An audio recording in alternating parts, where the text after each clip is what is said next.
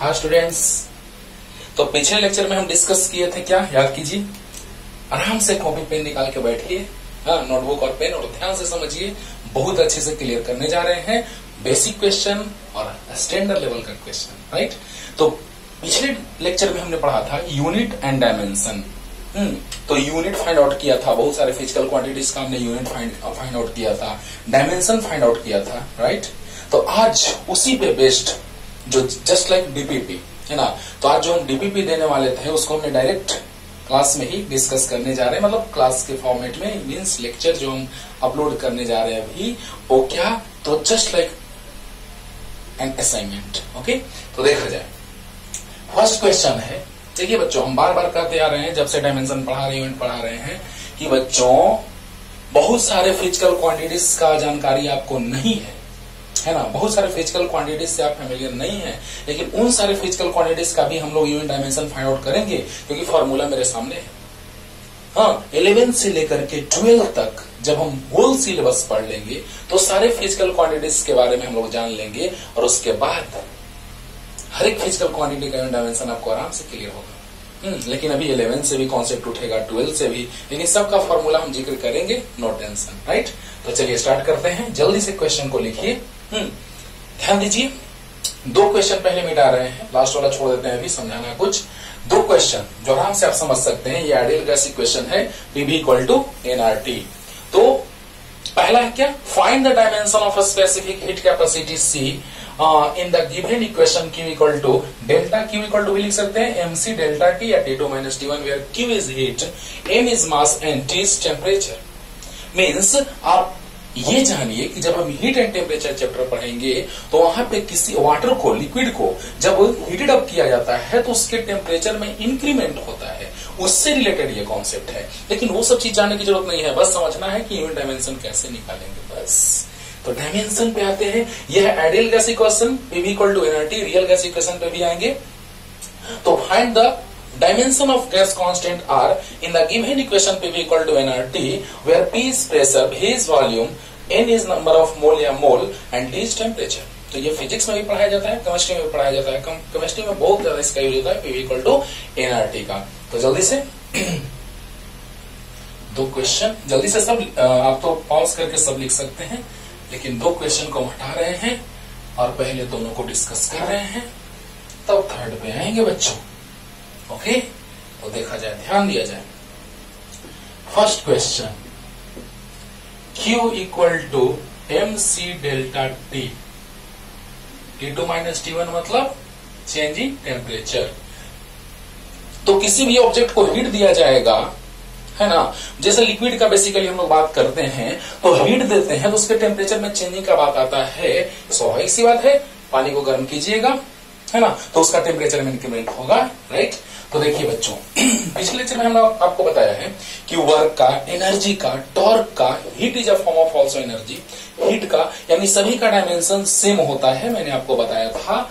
यानी कहने का मतलब कि जो हीट का डायमेंशन होता है वो वर्क के डायमेंशन, एनर्जी के डायमेंशन के इक्वल होता है, which is ml square T का पावर -2। एकदम दिमाग में सेट रख लेना है, फोर्स का, एनर्जी का, वेलोसिटी, एक्सेलरेशन, ये सारे का डायमेंशन दिमाग में एकदम सेट कर लेना है, बहुत ज्यादा यूज आएगा उसका। तो heat is a form of energy, और एनर्जी का आपको डायमेंशन पिछले लेक्चर में बताए हैं, ml स्क्वायर T का पावर -2, T इनवर्स 2। ओके, तो देखा जाए बच्चों, यहां से हमको C का फाइंड आउट करना है डायमेंशन, तो C इक्वल टू लिख सकते हैं Q बाई M। अच्छा, इसको हम डेल्टा T लिख सकते हैं, T2 माइनस T1 को लिख सकते हैं। अब इसका डायमेंशन फाइंड आउट कर लेते हैं, राइट। बोलो बोलो, जल्दी बोलो, अरे बोलो। C equal to Q by M delta T। ये है मल्टीप्लिकेशन में इस साइड, राइट साइड, तो लेफ्ट साइड जाएगा तो डिवीजन में आ जाएगा। अब C का dimension means specific heat capacity. Heat जब पढ़ाएंगे तो पूरा डिटेल कॉन्सेप्ट चलेगा, लेकिन अभी हमको यूनिट पढ़ना है, इसलिए यूनिट के बारे में जानकारी प्राप्त कर रहे हैं, क्योंकि अभी हम पूरा कॉन्सेप्ट पढ़ाने लगेंगे तो पता चलेगा कि एक ही में बहुत ज्यादा टाइम वेस्ट हो जा रहा है।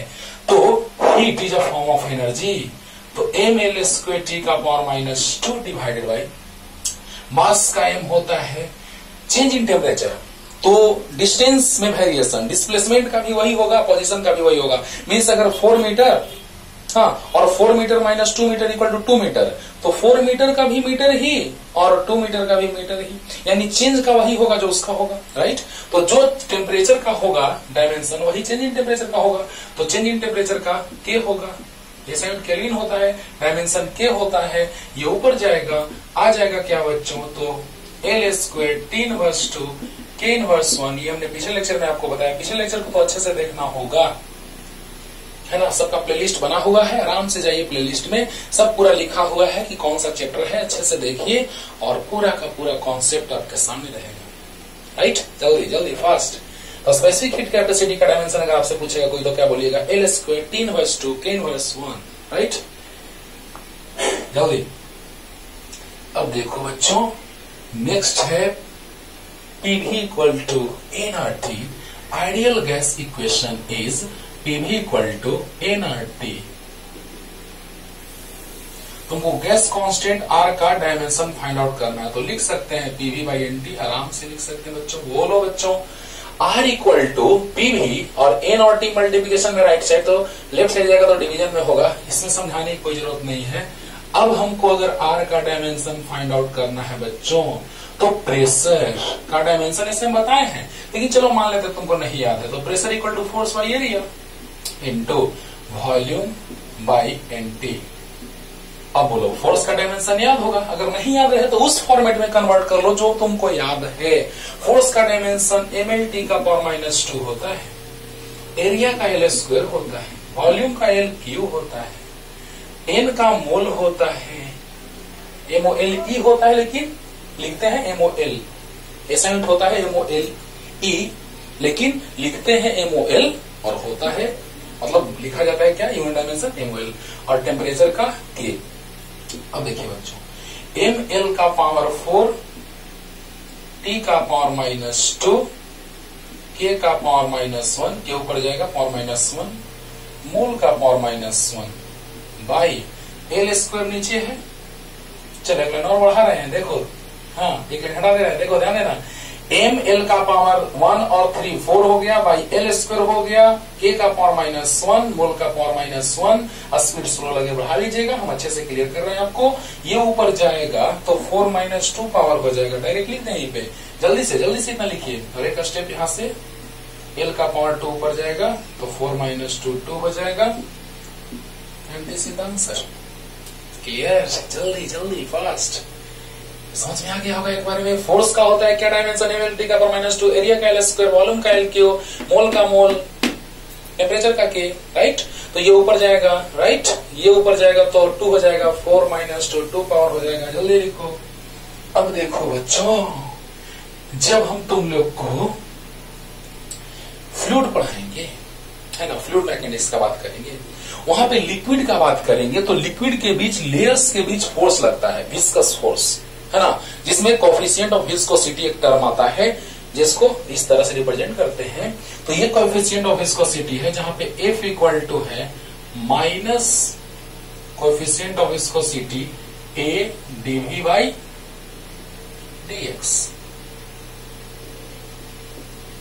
हमको माइनस से कोई मतलब नहीं है डायमेंशन में, मोड लगा दिए तो मोड से माइनस खत्म हो जाएगा। F का किसका डायमेंशन निकालना है हमको बच्चों, तो कोएफिशिएंट ऑफ विस्कोसिटी का, find the dimension of coefficient of viscosity, बहुत ज्यादा इंपॉर्टेंट है, स्टार मार्क इसलिए लगाए दोनों में बच्चों कि सरफेस टेंशन का और कोएफिशिएंट ऑफ विस्कोसिटी का बहुत ज्यादा यूज आता है जब हम स्टैंडर्ड क्वेश्चन बनाते हैं कंपटीशन का, जेईई नेट वगैरह का, तो उसमें बहुत ज्यादा एप्लीकेशन इसका आता है। तो find the dimension of coefficient of viscosity, है ना, in the given equation F equal to minus NA dV by dx, where F is force, is area, V is velocity and x is distance, है ना। वहां सब कुछ clear होगा कि flow हो रहा है तो किस वेलोसिटी से, एरिया क्या है जिससे फ्लो हो रहा है उसका एरिया क्या है ना, और डिस्टेंस क्या कवर हो रहा है।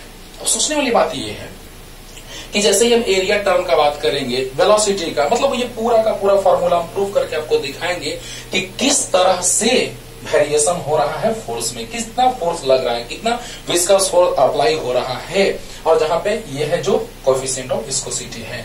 तो अगर हम उसको निकालना चाहें बच्चों, तो देखो तो जरा सा, coefficient of viscosity equal to, ये दोनों टर्म को डिवीजन में लाइए, तो F by A into DV by D X, left side dimension तो राइट साइड डायमेंशन, फोर्स का डायमेंशन याद होगा mlt का पावर माइनस 2, बहुत अच्छा, एरिया का एल स्क्वायर, वेलोसिटी का lt का पावर माइनस 1, डिस्टेंस का l, अरे चेंज इन वेलोसिटी है ना, तो वेलोसिटी का जो होगा वही चेंज इन वेलोसिटी का होगा, जो होगा उसका वही चेंज का होगा, जो होगा इसका वही चेंज का होगा। अरे वाह, यानी कि सोचो 4 metre minus 2 metre equal to 2 metre, तो जो इसका है वही ना चेंज का है यूनिट, तो डायमेंशन भी वही होगा। अब देखो बच्चों, एल से एल कैंसिल हो गया, एम ये ऊपर जाएगा तो एल का पावर माइनस 1 होगा, 1 यहाँ छुपा हुआ हिडन है, 1 माइनस 2 माइनस 1, और ये माइनस 1 ऊपर जाएगा प्लस होगा, यानी टी का पावर माइनस 1, यही आंसर हो गया। ये है dimension of coefficient of viscosity, याद रखना m का पावर 1, एल का पावर माइनस 1, टी का पावर माइनस 1, दिमाग सेट कर लो, एल का पावर माइनस 1, टी का पावर माइनस 1, बहुत ज्यादा यूज में आएगा कोएफिशिएंट ऑफ विस्कोसिटी, बहुत ज्यादा। याद हो गया, क्लियर। F इक्वल टू, बस तुम्हारे सामने फॉर्मूला रखा हुआ है, तुमको टेंशन नहीं लेना है, क्योंकि अभी इसलिए फॉर्मूला रखा हुआ है क्योंकि पूरा सिलेबस तुम्हारा पढ़ाई हुआ नहीं है। जैसे पूरा सिलेबस पढ़ाई हो जाएगा तो बस तुम फॉर्मूला आराम से, बस डायरेक्ट क्वेश्चन दे देगा कि find the dimension of coefficient of viscosity, तो तुमको अपने से वो फॉर्मूला याद करना होगा। अच्छा, कोएफिशिएंट ऑफ विस्कोसिटी वाला कौन टर्म आता है ना, ऐसे कौन फॉर्मूला आता है, वहां से आप निकाल लेंगे। तो अभी आराम है आपको। F equal to minus coefficient of viscosity a dv by dx, जहां v वेलोसिटी है, x मतलब dv change in velocity, change in position means distance, x distance, v velocity, area, coefficient of viscosity and f is force. तो बताइए बच्चों, f mlt का power minus 2, area l square, velocity lt minus 1, और distance l cut गया, ये ऊपर गया minus 1 power, ये ऊपर गया माइनस 1 पावर, राइट, ml का पावर माइनस 1, t का पावर माइनस 1, क्लियर। जल्दी जल्दी अब देखो बच्चों, अब नेक्स्ट हम लोग बात करने जा रहे हैं सरफेस टेंशन का। तो सोचने वाली बात यह है कि सरफेस टेंशन टेंशन नहीं है, tension is a type of force. जब हम किसी ऑब्जेक्ट को हैंग करते हैं, है ना, जैसे यही है इसको, यहां से अगर हम बात करें इसका, तो इसमें टेंशन डेवलप हो रहा है वायर में, टेंशन, है ना। जब हम किसी ऑब्जेक्ट को हैंग करेंगे, जब फोर्स चैप्टर आपको पढ़ाया जाएगा, वहां हम स्ट्रिंग में टेंशन का बात करेंगे, लेकिन सरफेस टेंशन अलग चीज है। यहाँ टेंशन मतलब फोर्स, जब हम किसी ऑब्जेक्ट को हैंग करेंगे तो फोर्स ड्यू टू ग्रेविटी, और वही ना उसमें टेंशन डेवलप होगा, it means that is a force. Tension is a force, but surface tension, हाँ, जब हम सरफेस टेंशन का बात करते हैं बच्चों, तो फोर्स पर यूनिट लेंथ। तो यहां से भी हम डायमेंशन निकाल सकते हैं, यहीं से तो आया है वो फॉर्मूला डिराइव होकर के, कॉस थीटा का भी टर्म आता है ना। तो जब हम लोग बात करते हैं सरफेस टेंशन का बच्चों, जब हम कैपिलरी ट्यूब लेते हैं, ट्यूब है ना, जो ग्लास का बना हुआ ट्यूब होता है, उसमें वाटर किस तरह से ऊपर राइजेज अप होता है ना, किस तरह से राइज अप होता है, किस तरह से डाउन, तो हम वहां से बात करते हैं सरफेस टेंशन का, कि किस तरह से सरफेस पे टेंशन का बात करते हैं हम लोग, लग रहा है, हाँ, यानी कि फोर्स पर यूनिट लेंथ कितना हो रहा है। अब बताओ बच्चों, यहां से वहां डिटेल में चलेगा, पूरा एकदम सरफेस टेंशन का बात करेंगे, पूरा डिटेल ब्रेक करेंगे, पूरा फॉर्मूला डिराइव करेंगे, है ना। तो सरफेस टेंशन का डायमेंशन हम यहां से भी निकाल सकते हैं, डायरेक्ट फॉर्मूला दे दिया है तो अच्छी बात है। अगर सरफेस टेंशन डायरेक्ट पूछता डायमेंशन तो हम डायरेक्ट निकाल लेते हैं। तो सरफेस टेंशन का डायमेंशन, फोर्स पॉइंट लेंथ जो होता है वही सरफेस टेंशन होता है। फोर्स का डायमेंशन होता है mlt का पावर माइनस 2। अगर डायरेक्ट सरफेस टेंशन का आपसे डायमेंशन पूछे तो नो टेंशन, डायरेक्ट यहाँ पे लिखना, we know that force point length is called surface tension. तो force point length is defined as surface tension. Force का डायमेंशन होता है mlt का पावर माइनस 2, लेंथ का l से l कैंसिल, mt का पावर माइनस 2, अंडरस्टूड, क्लियर। अब देखना यही डायमेंशन वहां से भी आएगा। सरफेस टेंशन s है बच्चों, तो s इक्वल टू फॉर्मूला होता है rho R G H by 2, rho R G H, कोई दिक्कत नहीं है, रो जी आर एच एक ही बात है, multiplication by 2 into 3 3 into 2, no tension. अब देखो बच्चों, सरफेस टेंशन का हम लोग बात कर रहे हैं, तो rho R G H by 2 का dimension, rho is density of water, जो फील्ड है, जो कैपिलरी ट्यूब में, जो ट्यूब में वाटर फील्ड है उसका density, G is acceleration due to gravity, जैसे ही ऊपर नीचे जाएगा एक्सेलरेशन ड्यू टू ग्रेविटी का बात करते हैं हम लोग, और R is radius of tube, जो कैपिलरी ट्यूब हम लोग लेंगे उसका रेडियस, और एच इज द हाइट। जब हम कैपिलरी ट्यूब का बात करते हैं, इसमें लिक्विड रखा हुआ है तो किस तरह से राइज कर रहा है वाटर, तो उसका हाइट का हम बात करते हैं, तो है ना, देखो height of water in tube, right. चलिए, तो ये चीज हम आगे पढ़ेंगे, लेकिन थोड़ा सा ऐसे ही बस समझा दिए आपको। अब देखो बच्चों, density mass by volume into RGH/2, density mass by volume, mass का डायमेंशन होता है m, रेडियस का l हो जाएगा। एक्सेलरेशन ड्यू टू ग्रेविटी का हम पिछले लेक्चर में बता चुके हैं, t का power -2। Acceleration due to gravity is a type of acceleration. Acceleration equal to होता है velocity by time, velocity equal to displacement by time, नीचे पहले से टाइम है, डिस्प्लेसमेंट का l, टाइम का t, t square, l t का power -2, clear हो गया होगा। और हाइट का l और 2 का डायमेंशन नहीं होता है, फिजिकल कांस्टेंट के डायमेंशन होते हैं लेकिन जनरल कांस्टेंट के नहीं। तो m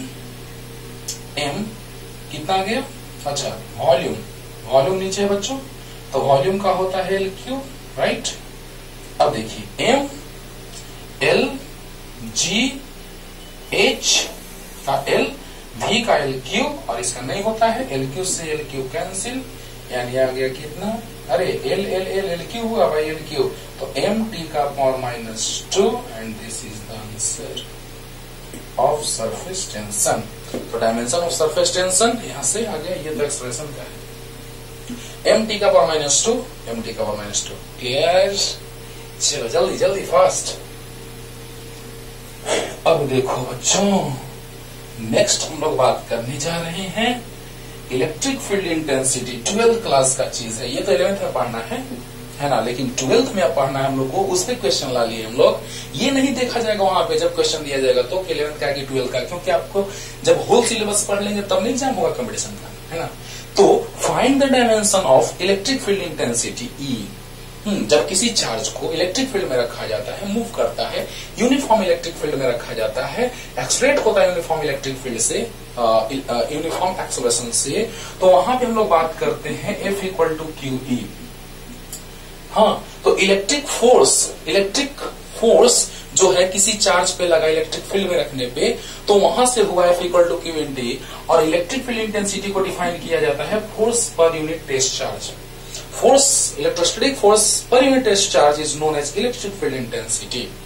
यहां से मैग्नेटिक फील्ड में जब हम किसी चार्ज पार्टिकल को रखेंगे, ये इलेक्ट्रिक वाला है, ये मैग्नेटिक फील्ड में किसी चार्ज पार्टिकल को अगर हम मूव करा देंगे किसी वेलोसिटी v से, हाँ मैग्नेटिक फील्ड में जैसे ही हम उसको v वेलोसिटी से अगर मूव कराएंगे तो उस पर मैग्नेटिक फोर्स लगेगा F इक्वल टू QV, वो भी फॉर्मूला 12th क्लास में प्रूव करेंगे।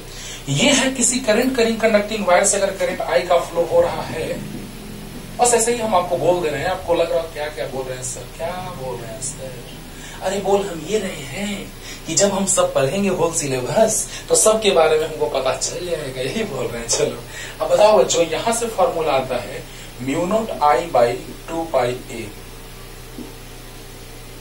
प्रूफ करेंगे इसको। यानी कहने का मतलब बच्चों कि जब किसी करंट कंडक्टिंग वायर से करंट का फ्लो होता है, उससे a डिस्टेंस पर मैग्नेटिक फील्ड इंटेंसिटी का वैल्यू होता है, क्योंकि ऑस्टेट साहब ने कहा था कि when electric current is flowing through any current conducting wire then magnetic field is induced, is developed around it, है ना। तो मैग्नेटिक फील्ड उसके अराउंड डेवलप होता है, तो उसका फॉर्मूला जब एम्पियर सर्किटल लॉ से हम लाएंगे तो B इक्वल टू आएगा μ0I/2πa। सर ये एम्पियर सर्किटल लॉ क्या है, अरे क्लियर करेंगे, है ना। तो बस अभी जानिए कि फॉर्मूला मेरे पास इतना है, उससे हमको डायमेंशन फाइंड आउट करना है। सब कुछ के बारे में लिख दिया है, Q चार्ज है, फोर्स है, I करंट है, A डिस्टेंस है, अभी डिस्टेंस देखा ना, ये करंट वायर से डिस्टेंस A था। अब देखो बच्चों किसका किसका, तो A नंबर हम अगर बात करें तो F इक्वल टू QE में हमको E इलेक्ट्रिक फील्ड भी इसको कह देता है, जबकि इलेक्ट्रिक फील्ड का मैग्नीट्यूड है, इंटेंसिटी, उसको इलेक्ट्रिक फील्ड इंटेंसिटी का ज्यादा बेटर है।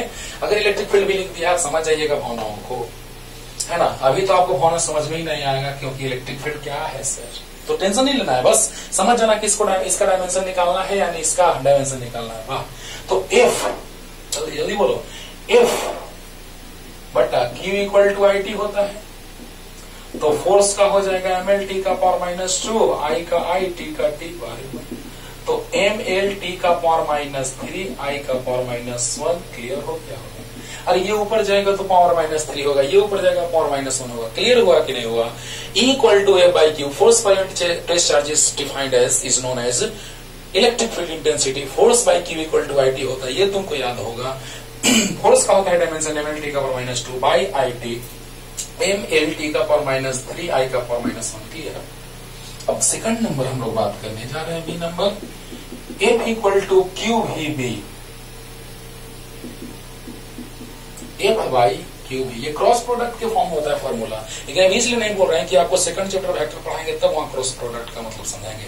दो तरह का प्रोडक्ट होता है वेक्टर में, scalar product and vector product. अब उसके में भी कहोगे सर क्या आप बोल रहे हैं सर, है ना?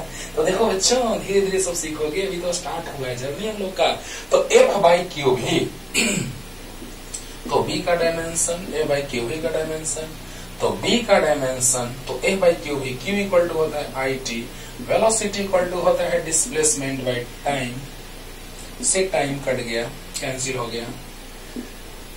फोर्स का डायमेंशन होता है ml का power minus 2 by IT, I का I और x का L, कैंसिल, mt का पावर माइनस 2, I का पावर माइनस 1। क्लियर हो रहा होगा एक बार में एकदम। फिर से देखो बच्चों, ध्यान देना। फोर्स का डायमेंशन होता है ml का minus 2, Q equal to IT होता है वेलोसिटी डिस्प्लेसमेंट बाय टाइम, से टाइम कैंसिल हो गया, I का I होता है, x का L होता है, कैंसिल हो गया, mt का पावर माइनस 2, I का पावर माइनस 1, नीचे से ऊपर जाएगा माइनस होगा, पावर आंसर। और क्या?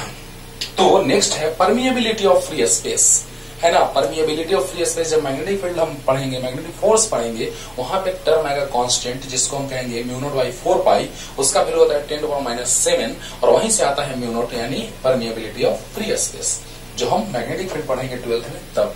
तो जल्दी से अब देखो बच्चों, अब हम लोग बात करने जा रहे हैं next permeability of free space. अभी तुरंत हम मैग्नेटिक फील्ड इंटेंसिटी का जो डायमेंशन निकाले थे, कितना आया था बच्चों? फोर्स का आया था ml का पावर माइनस 2, Q का IT, वेलोसिटी का IT माइनस 1 कट गया, L से L भी cancel, mt minus 2, I minus 1, इतना ही आया था। अब देखो, B equal to mu naught I by 2 pi, तो म्यू नॉट इक्वल टू हो जाएगा 2 पाई AB बाई I। देखो 2 पाई AB by I equal to mu naught का डायमेंशन, हाँ, तो 2 पाई का नहीं होता है, m का पावर 0, L का पावर 0, T का पावर 0, पिछले लेक्चर में बताए हैं। A डिस्टेंस है तो L हो जाएगा, B magnetic field intensity, mt का पावर माइनस 2, I का पावर माइनस 1 भाई I क्या गया, ml T का पावर माइनस 2, I का पावर माइनस 1, और माइनस 1 ऊपर जाएगा, ये प्लस है, पावर ऊपर माइनस जाएगा तो माइनस 2 हो जाएगा। एक बार में क्लियर हो गया होगा। 2 पाई का नहीं होता है, ए का डिस्टेंस L, ए डिस्टेंस L है, B का भी तुरंत निकाले हैं जस्ट पीछे, और ये C नंबर हो गया, और I का I, अगर A के फॉर्म में आंसर दिया रहेगा, अभी दिखाएंगे तुरंत आईटी का क्वेश्चन, A के फॉर्म में दिया रहेगा तो A के फॉर्म में सोचेंगे, जल्दी से लिख लीजिए तुरंत, और क्वेश्चन लेके आते हैं। देखा जाए क्वेश्चन बाबू लेके आ गया आईआईटी का। तो आईआईटी 2005 में पूछा ये क्वेश्चन, ये आईआईटी में पूछा लेकिन याद नहीं कब पूछा है, और ये 95 में पूछा है, राइट। तो देखा जाए यहां पर पूछ रहा है क्वेश्चन में 5 क्वेश्चन शायद कर चुके थे, तो 6 number, which of the following sets have different dimensions, वैसा कौन सा सेट है जिसके पास डायमेंशन अलग अलग है। तो याद करो, और बच्चों पिछले लेक्चर में भी मैंने बहुत सारा डायमेंशन बताया है, जिससे रिलेटेड बहुत सारे क्वेश्चंस आए हुए हैं, चाहे वो एम्स हो, चाहे वो नीट हो, चाहे वो IEEE हो, और आईआईटी के क्वेश्चंस उस पे बेस्ड हैं। तो पिछले लेक्चर को तो अच्छे से देखना होगा, है ना। और बहुत सारे डायमेंशन हम बताने जा रहे हैं, तो देखा जाए। तो कह रहा है कि which one of the following set have different dimensions, बताइए। Pressure, Young's modulus of elasticity, question में दिया यंग्स मॉडुलस ही लिखा है, मतलब समझ जाना कि यंग्स मॉडुलस ऑफ इलास्टिसिटी है। स्ट्रेस, तीनों का डायमेंशन सेम आया था, पिछले लेक्चर को देखो।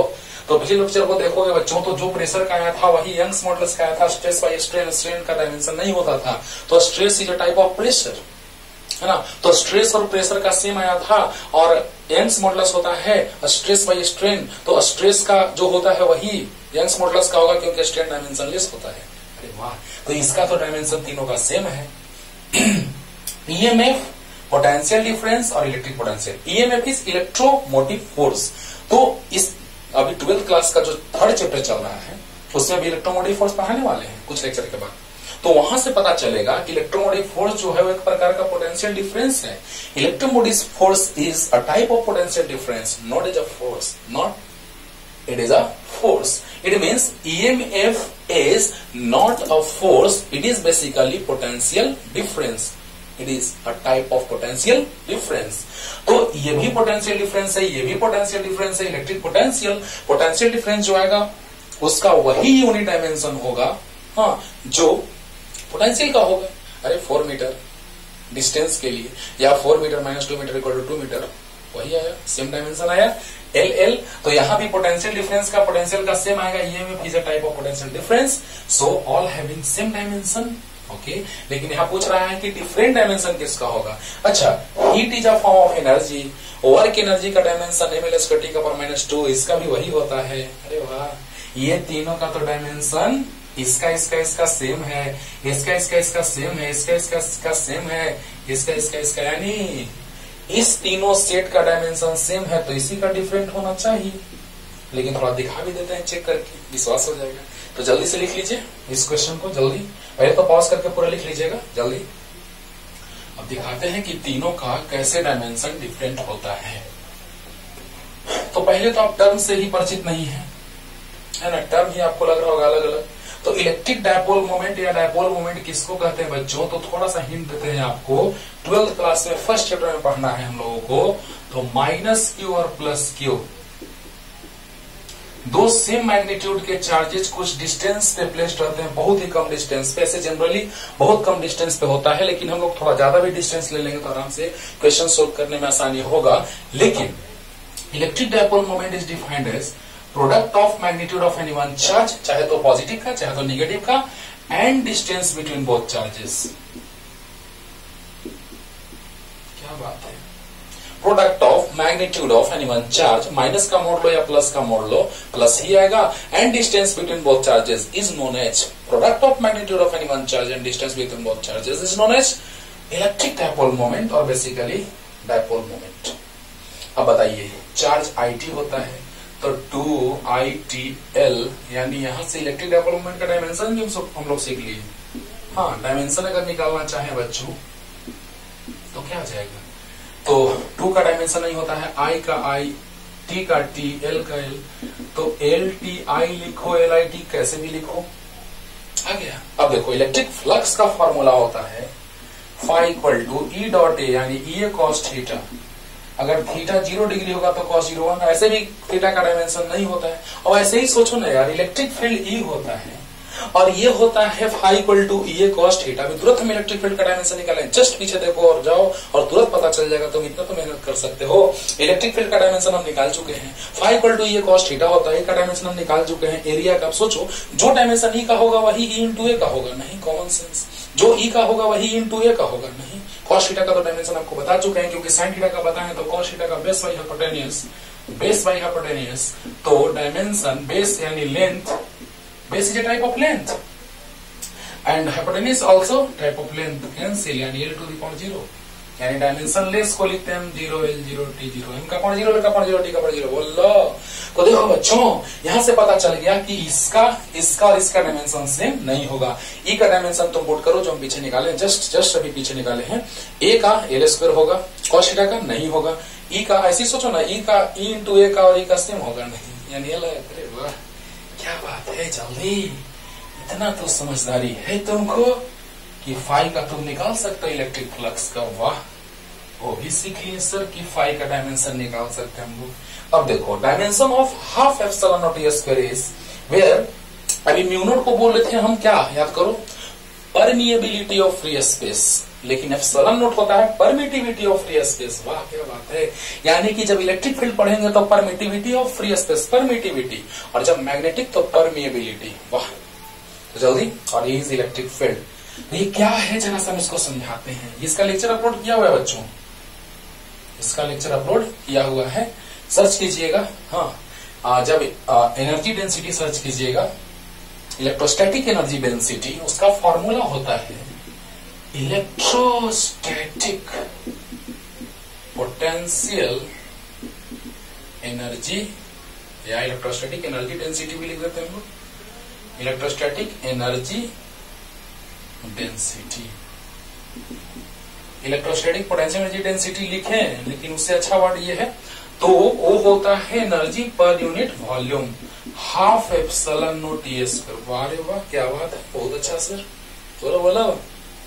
यानी electrostatic potential, electrostatic energy density का बात करेंगे, energy stored between the plates of capacitor is half CV square.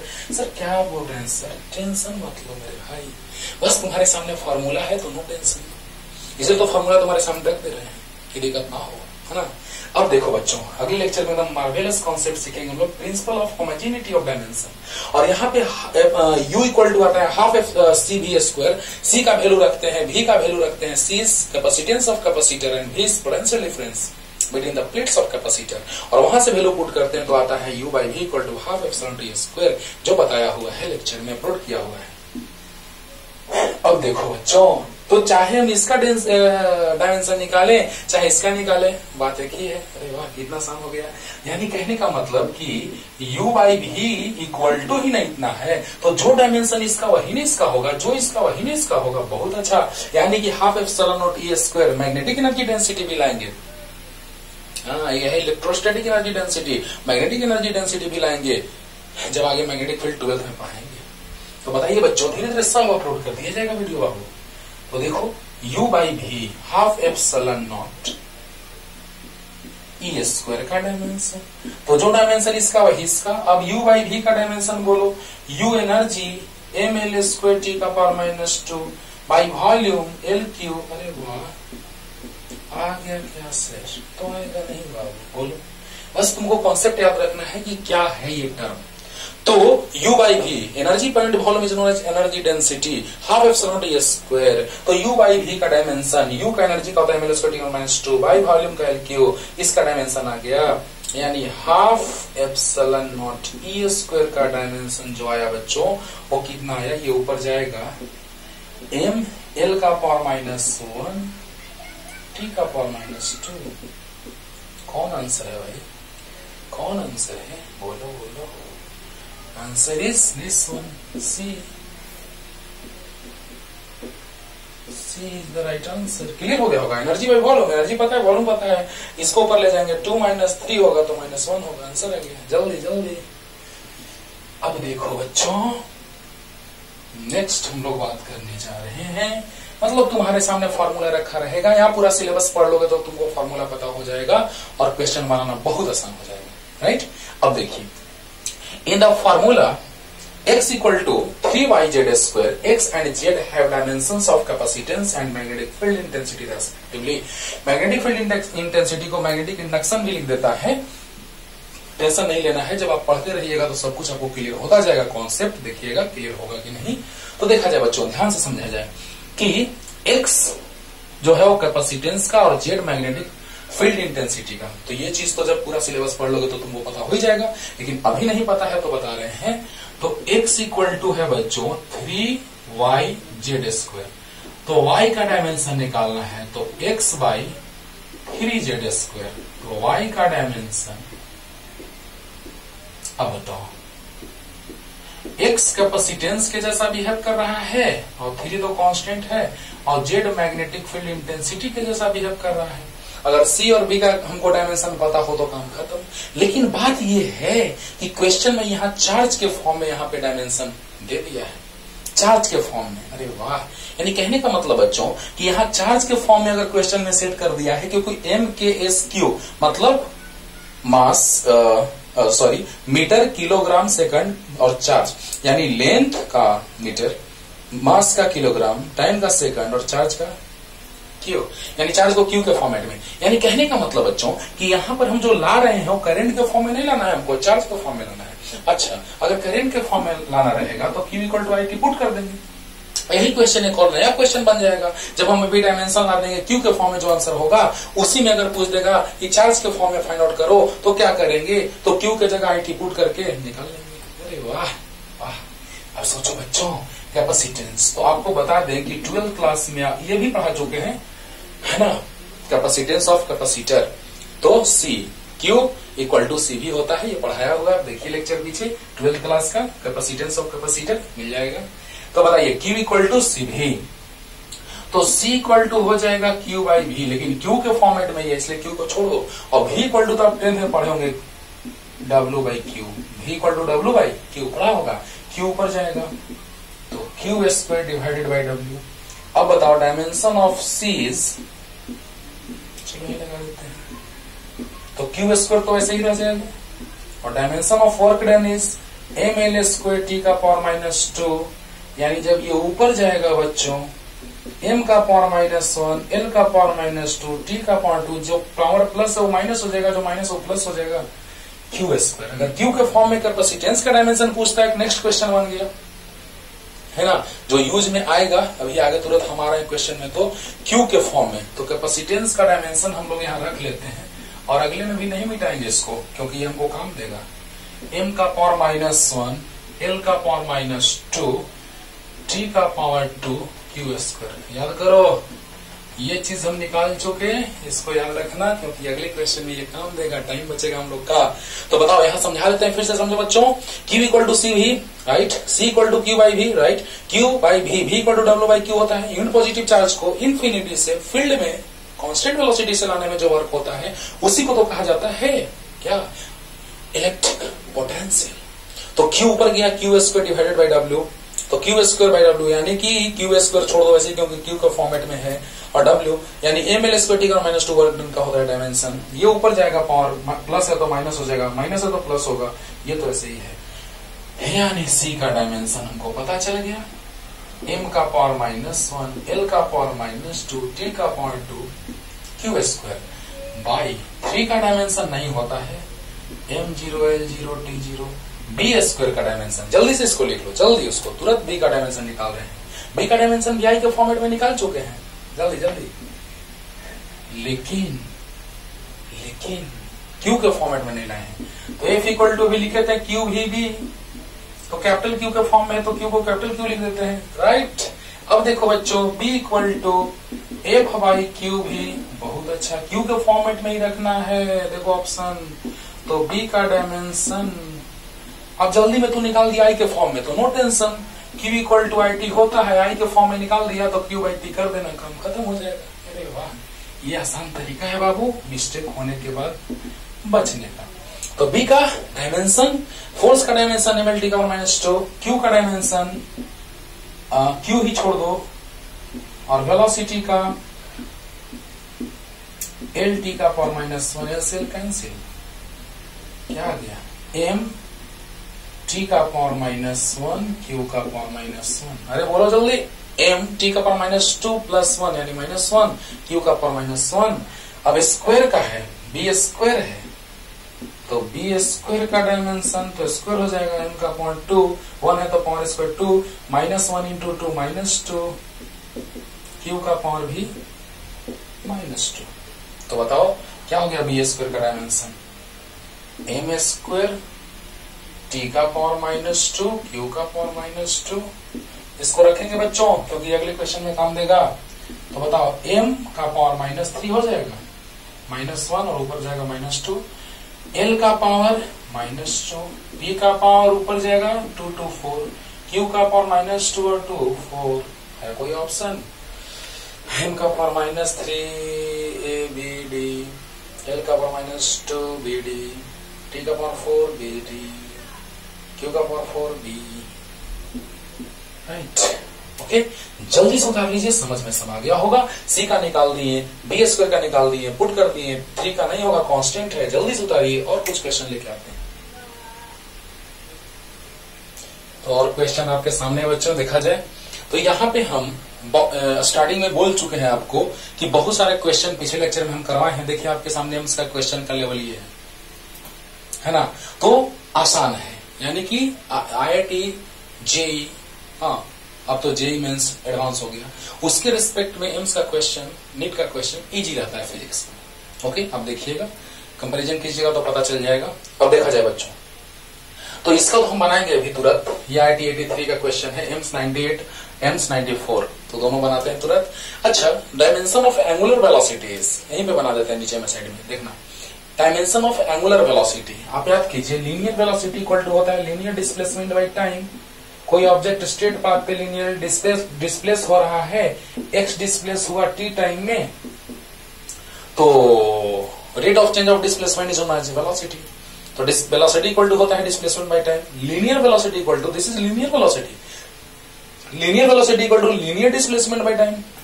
लेकिन जब एंगुलर वेलोसिटी का बात करते हैं बच्चों, तो एंगुलर डिस्प्लेसमेंट बाय टाइम का बात करते हैं, यानी जब कोई ऑब्जेक्ट सर्कुलर पाथ पे रोटेट करता है तो एंगल थीटा बनाता है, टाइम टी लगा, तो लीनियर डिस्प्लेसमेंट बाय टाइम तो linear velocity, angular displacement by time तो angular velocity, right. Circular motion में इसको बहुत डिटेल में पढ़ाया जाता है बच्चों, जिसका रोटेशनल मोशन में बहुत यूज आता है। मत कहो theta equal to omega T का यूज तो वेव में भी आता है बहुत ज्यादा, चाहे आप सिंपल हार्मोनिक मोशन पढ़े, चाहे आप वेव पढ़े, है ना। तो angular velocity equal to angular displacement by time, right, clear. अब देखो यहां से omega equal to theta by T से तुरंत काम खत्म हो गया। तो बस इतना भी जानना कि एंगुलर वेलोसिटी इक्वल टू होता है एंगुलर डिस्प्लेसमेंट बाय टाइम। जब आगे सर्कुलर मोशन पढ़ाएंगे तो ये चीज क्लियर करेंगे। तो देखो बच्चों, एंगुलर वेलोसिटी का डायमेंशन आप पॉज करके लिख लिए होंगे, हाँ, और ऑप्शन छोड़ देते हैं दो, जिसमें से एक होगा सी ऑप्शन होगा। तो omega equal to theta by T का डायमेंशन, थीटा का डायमेंशन आपको पता होगा, एंगल का डायमेंशन नहीं होता है, और टाइम का टी तो ऊपर जाएगा m0 L0 टी का पावर -1। बोलो कितना आसान है, बोलो कितना आसान है, बोलो। यानी कि angular velocity is known as angular displacement by time, means rate of change of angular displacement is known as angular velocity. तो वहां से आ गया थीटा का डायमेंशन लेस होता है और टाइम टी यानी कि टी ऊपर गया -1 हुआ। सी ऑप्शन हुआ, जल्दी उतारो। रेजिस्टेंस का डायमेंशन फाइंड आउट करना है हम लोगों को, जल्दी। अब देखो बच्चों, रेजिस्टेंस का डायमेंशन क्या होगा वो भी देख लेते हैं। इतना तो तुमको पता है कि V equal to I R होता है, ओम्स लॉ से 10th में पढ़े हो। तो R equal to V by I होगा, इसमें भी कोई दिक्कत नहीं है। V equal to W by Q होता है, इसमें भी दिक्कत नहीं है। ऑप्शन में I न दे के ये दिया है, तो आपको हम बताए हैं कि करंट का डायमेंशन I और A दोनों होता है, तो एक फॉर्म में लिखेंगे। अच्छा, V equal to W by Q याद होगा, ये भी पढ़ना था इलेक्ट्रिक पोटेंशियल 10th क्लास में, क्योंकि अभी आप 11th में हम कॉन्सेप्ट पढ़ा रहे हैं तो 10th का ही बात करेंगे, है ना। अब देखो बच्चों, जब हम R के डायमेंशन का बात करेंगे तो W by Q into I का डायमेंशन, यानी R का डायमेंशन तो W by Q equal to I T होता है बच्चों, इंटू आई। वर्क का होता है ml² टी का पावर -2, करंट का I, टाइम का T, करंट का A लिख देते हैं क्योंकि A के फॉर्म में आंसर दिया है, I करंट का A, तो आ गया ml का पावर 2 T का पावर -3। हाँ, रुको एक लाइन और बढ़ा देते हैं, ml² T का पावर -3 बाई A²। बोलो बोलो, अरे वर्क डन का होता है ml² T का पावर -2, अरे बोलो। करंट का A, टाइम का T, करंट का A, तो ml² T का पावर -3, ये ऊपर जाएगा तो -1 और -2 -3, और A² होगा, ऊपर जाएगा A का पावर -2 होगा। और लगता है कि बी ऑप्शन है जी, देख लो जी, ml² T का पावर -3, A का पावर -2, बी ऑप्शन ही चलता है, राइट आंसर। जल्दी उतारो, जल्दी, फास्ट फास्ट। अब देखिए बच्चों, अब हम लोग बात करने जा रहे हैं जो IIT 83 में क्वेश्चन मल्टीपल टाइप जो मैचिंग करने वाला है, वो मल्टीपल नहीं कहिए, मल्टीपल ऑप्शन टाइप नहीं, ऑप्शन एक ही है ना। तो मैचिंग करने वाला, कॉलम ए और कॉलम बी को मैच करना है। तो पहला है एंगुलर मोमेंटम। एंगुलर मोमेंटम आपको पढ़ाएंगे एम भी आर होता है, आई ओमेगा के फॉर्म में भी लिखा जाता है, लेकिन ये फेमस फार्मूला ज्यादा है। एल इक्वल टू एम भी आर एंगुलर मोमेंटम का ये फार्मूला है ए नंबर। क्योंकि आपको फार्मूला जब पढ़ लेंगे पूरा सिलेबस तो आपको फार्मूला तो पता चल जाएगा। तो एल इक्वल टू एम भी आर, इसीलिए देखो बच्चों कैपेसिटेंस आ गया ना, एक डायमेंशन हमको पता चल चुका है, लो ना लिख देते हैं कैपेसिटेंस ई ऑप्शन, देखो तो यही है ई का ऑप्शन ये हो जाएगा, देखो आर वाला, बोलो बोलो, यानी कि ये ई है, ई का ऑप्शन आर हो गया, एक बन गया, देखा ना कितना आसानी से, क्योंकि जस्ट हम पीछे निकाले थे इसका डायमेंशन, बोलो बोलो, तो ई का ऑप्शन आर होगा, ई का ऑप्शन आर होगा, देखो आर का ई हो गया, क्लियर, अरे वाह। अब देखो ए का एंगुलर मोमेंटम एम भी आर, तो एल का डायमेंशन, तो मास का डायमेंशन होता है एम, वेलोसिटी का एल टी का पावर -1, रेडियस का आर, राइट। तो बताइए आर डिस्टेंस का काम कर रहा है, तो एल हो गया, तो बताइए एम एल स्क्वायर टी का पावर -1, एक बार में क्लियर हो गया होगा। हाँ, एंगुलर मोमेंटम, लीनियर मोमेंटम का हम ला चुके थे डायमेंशन, अब एंगुलर मोमेंटम का पिछले लेक्चर में देखो लीनियर मोमेंटम का डायमेंशन ला चुके हैं। एंगुलर मोमेंटम एम भी आर होता है, याद कर लो, लीनियर मोमेंटम एम भी होता है, तो याद करो एम एल टी का पावर -1, यानी मास का एम, वेलोसिटी का टी पावर -1, और डिस्टेंस का एल, रेडियस का एल, यानी एम एल का पावर 2 टी का पावर -1, राइट। कौन ऑप्शन, यानी कि ए का हो गया, ए का हो गया क्यू, क्यू आंसर, ये हो गया क्यू, क्लियर। अब देखो टॉर्क, टॉर्क का बता चुके हैं बच्चों, B number torque force into perpendicular distance, short में ऐसे लिखते हैं, ओके।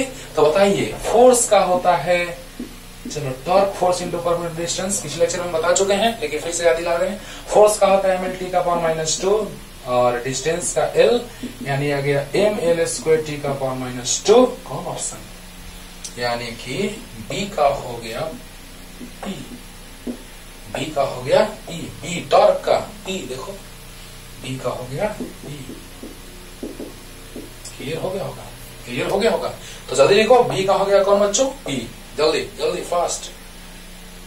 इंडक्टेंस पे आते हैं, inductance, Faraday's law of electromagnetic induction जब आपको पढ़ेंगे 12th क्लास में, तो वहां पे एक फॉर्मूला आपको याद आएगा, -LdI/dt, change in current, change in time, चाहे टाइम में वेरिएशन कराएंगे करंट में वेरिएशन होगा, यानी फ्लक्स में चेंजिंग होगा, rate of change of electric flux is directly proportional to EMF induced between the terminals of wire, okay, terminals of coil, यानी कि E इक्वल टू -LdI/dt। तो अभी आपको सब नहीं पता चलेगा, लेकिन बस आप समझ लीजिए कि हमको डायमेंशन निकालना है, सर आप फॉर्मूला सामने रख दिए तो आसान हो गया डायमेंशन निकालना, यही है इंडक्टेंस, ओके।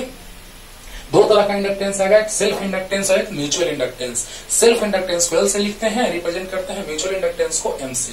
अपने ही के कारण अपने में इंडक्शन होगा तो सेल्फ, हम अपने ही कारण अपने आप को प्रेरित करेंगे तो सेल्फ, और हमारे कारण कोई दूसरा प्रेरित होगा तो म्यूचुअल, है ना, एम से रिप्रेजेंट करते हैं उसको बच्चों, राइट। अब देखो यहां से हम लोग बात करने जा रहे हैं, ध्यान देना कि एल का हमको डायमेंशन निकालना है, तो ई बाई माइनस से तो कोई मतलब नहीं है, E मीन्स EMF, अभी तुरंत बोले EMF is a type of potential difference, तो E को भी लिखते हैं, V इक्वल टू होता है W/Q और DI/dt। तो L का डायमेंशन मतलब इसका डायमेंशन मतलब इसका डायमेंशन है, सब टॉपिक पढ़ते जाएंगे, सबका डायमेंशन हम लोग निकालते जाएंगे 11 से लेकर 12 तक, जिसमें हम लोग स्टैंडर्ड लेवल में पढ़ाई करेंगे तो JEE नीट एम्स वगैरह हो जाएगा। वर्क डन का होता है, हाँ, लेकिन क्यू के फॉर्म में लाना है बच्चों, क्यू के फॉर्म में, माइंड इट, क्यू के फॉर्म में लाना है, तो क्यू तो ये है, और आई को क्या लिखेंगे, देखो शॉर्ट में क्या लिख सकते हैं, देखो तो आई का वही ना होगा जो चेंज इन आई का होगा, तो सिंपली इसको आई लिख देते हैं, I/T। अब देखो क्यू इक्वल टू होता है IT, तो आई इक्वल टू हो जाएगा Q/T, राइट। तो एल का डायमेंशन, तो WT, ये W और ये ऊपर T चला गया, और Q और I इक्वल टू होगा Q/T, T फिर से ऊपर जाएगा, तो क्या हो जाएगा, L का dimension WT² by Q into Q, कोई दिक्कत नहीं। फिर से और समझ लीजिए ध्यान से बच्चों, ये फॉर्मूला आपको अपने आप याद हो जाएगा जब पढ़ते जाएंगे आगे आप। तो E का dimension minus L D I by D T का डायमेंशन, यानी कि L का डायमेंशन निकालना है तो E by D I by D T. अरे यार इधर मल्टीप्लिकेशन इधर डिवीजन में आ जाएगा, तो EMF equal to V like a potential difference. तो potential difference W by Q या पोटेंशियल W बाई Q, जो पोटेंशियल डिफरेंस का डायमेंशन होगा वही पोटेंशियल का होगा, तो W बाई Q और D I by D T. लेकिन हमको I नहीं चाहिए, हमको Q चाहिए, तो I equal to Q by T. अब देखिए यहां से T ऊपर चला गया, I equal to Q by T, और T फिर से ऊपर गया, W T square by Q into Q। Work done का होता है क्या, ml स्क्वायर T का power minus 2 into T square है बाई Q स्क्वायर, क्योंकि Q के रूप में ही ये कैंसिल हो गया। तो L का डायमेंशन जो हो गया ml स्क्वायर T का Q का power minus 2, ml square Q का पावर माइनस 2 कहाँ है, यानी S हो गया, किसका C का S हो गया, ऑप्शन C का S हो गया, यानी कि C का S हो गया, यानी ये C का हो गया। बोलो ml स्क्वायर Q का पावर माइनस 2, अरे बोलो ml स्क्वायर T का minus 2 into T square by Q into Q square, right, cancel हो गया। सही है, यानी C का हो गया क्या, तो S। जल्दी उतार लो बच्चों, जल्दी फास्ट। अब देखो इसके बाद है लेटेंट हीट। जब आपको हीट एंड टेम्परेचर पढ़ाऊंगा मैं, तो उस टाइम ये बताया जाएगा कि heat, amount of heat per unit mass, amount of heat per unit mass. अब हम लोग बात करने जा रहे हैं बच्चों लेटेंट हीट का, अमाउंट ऑफ हीट या heat energy divided by mass. यहां से लेटेंट हीट का डायमेंशन निकल जाएगा। तो हीट का होता है बच्चों, heat is a form of energy, तो एनर्जी वाला, हीट वाला एनर्जी के इक्विवेलेंट, और मास m कैंसिल, तो L स्क्वायर T का पावर माइनस 2, यानी ये कौन सा है, तो D है। D का कौन ऑप्शन मैच किया, तो U, L स्क्वायर T का पावर माइनस 1 U, यानी जो ये ऑप्शन आपको दिखाई दे रहा है बच्चों, वो हो जाएगा D का हो गया U, राइट।